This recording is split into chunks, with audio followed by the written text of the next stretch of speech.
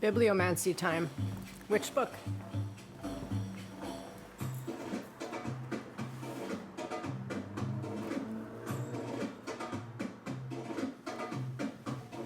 I hope it doesn't crash. Perfume. Where will I open it?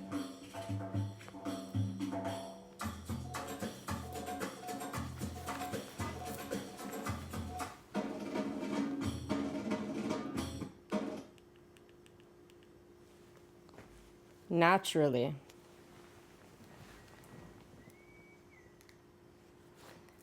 There was not room for all these wares in the splendid but small shop that opened onto the street or onto the bridge. So for lack of a cellar, storage rooms occupied not just the attic, but the whole second and third floors, as well as almost every room facing the river on the ground floor. The result was that an indescribable chaos of odors reigned in the house of Baldini. However exquisite the quality of individual items, for Baldini bought wares of only the highest quality, the blend of odors was almost unbearable, as if each musician in a 1,000-member orchestra were playing a different melody at fortissimo. Baldini and his assistants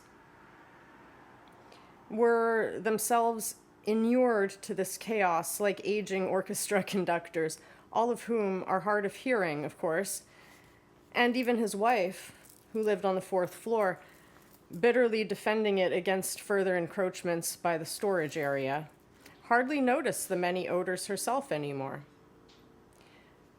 Not so the customer entering Baldini's shop for the first time. The prevailing mishmash of odors hit him like a punch in the face. Depending on his constitution, it might exalt or daze him, but in any case, cause such a confusion of senses that he often no longer knew what he had come for. Errand boys forgot their orders, belligerent gentlemen grew queasy, and many ladies took a spell, half hysteric, half claustrophobic, fainted away, and it could be revived only with the most pungent smelling salts of clove oil, ammonia, and camphor. Under such conditions, it was really not at all astonishing that the Persian chimes at the door of Giuseppe Baldini's shop rang and the silver herons spewed less and less frequently.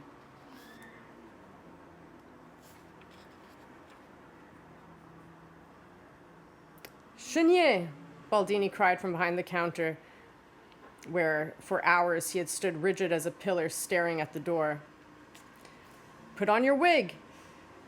And out from among the kegs of olive oil and dangling Bayonne hams appeared Chenier, Baldini's assistant, somewhat younger than the latter, but already an old man himself, and moved towards the elegant front of the shop. He pulled his wig from his coat pocket and shoved it on his head. Are you going out, Monsieur Baldini? No, said Baldini. I shall retire to my study for a few hours, and I do not wish to be disturbed under any circumstances. Ah, I see, you are creating a new perfume. Baldini. Correct. With which to impregnate a Spanish hide for court Vermont. He wants something like, I think he said it's called Amour and Psyche. And comes, he says, from that bungler in the Rue Saint-André-des-Arts, that's Pélissier. Yes, indeed, that's the bungler's name. Amour and Psyche by Pélissier. Do you know it? Yes, I do indeed. You can smell it everywhere these days. Smell it on every street corner. But if you ask me, nothing special. It most certainly can't be compared in any way with what you will create, Monsieur Baldini. Naturally not. It's a terrible common scent, this Amour and Psyche. Vulgar? Totally vulgar. Like everything from Pélissier. I believe it contains lime oil. Really? What else? Essence of orange blossom, perhaps? And maybe tincture of rosemary? but I can't say for sure. It's of no consequence at all to me in any case. Naturally not. I could care less what that bungler Pellissier slops into his perfumes. I certainly would not take any inspiration from him, I assure you. You're absolutely right, monsieur. As you know, I take inspiration from no one. As you know, I create my own perfumes. I do know, monsieur.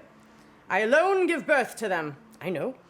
And I am thinking of creating something for Count Vermont that will cause a veritable furor. I am sure it will, Monsieur Baldini.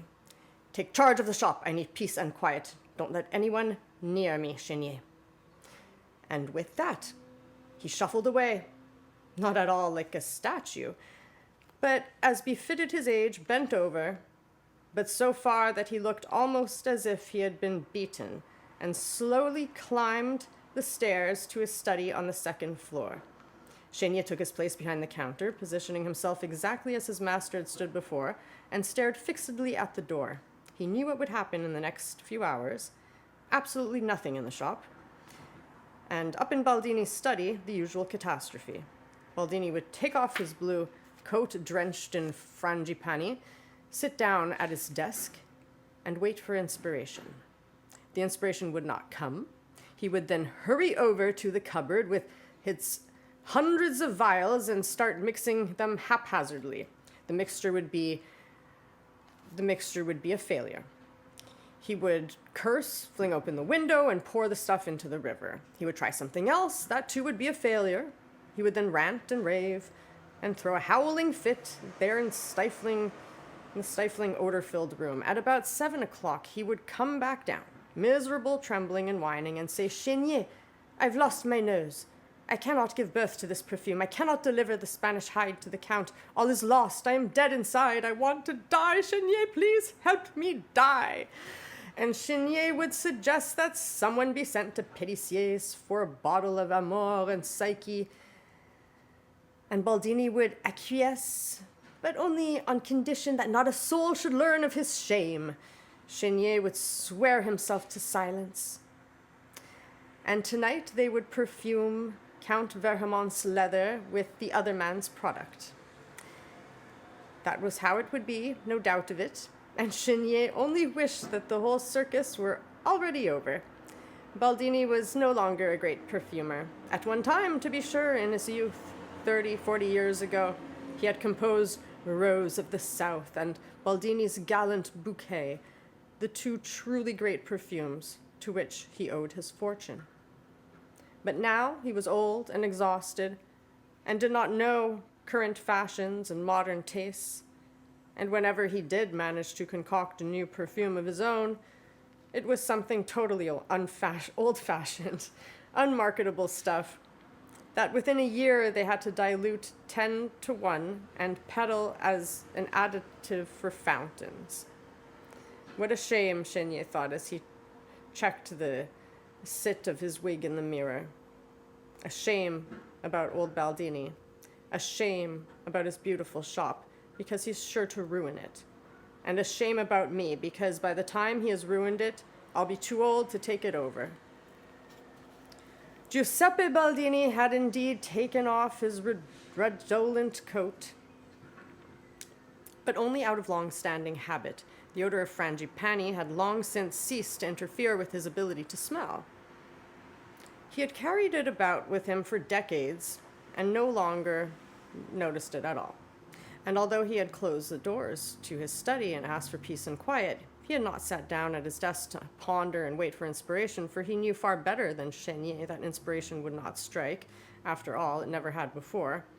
He was old and exhausted, that much was true, and he was no longer a great perfumer, but he knew that he had never in his life been one. He had inherited Rose of the South from his father, and the formula for Baldini's Gallant Bouquet had been bought from a traveling Genoese spice salesman.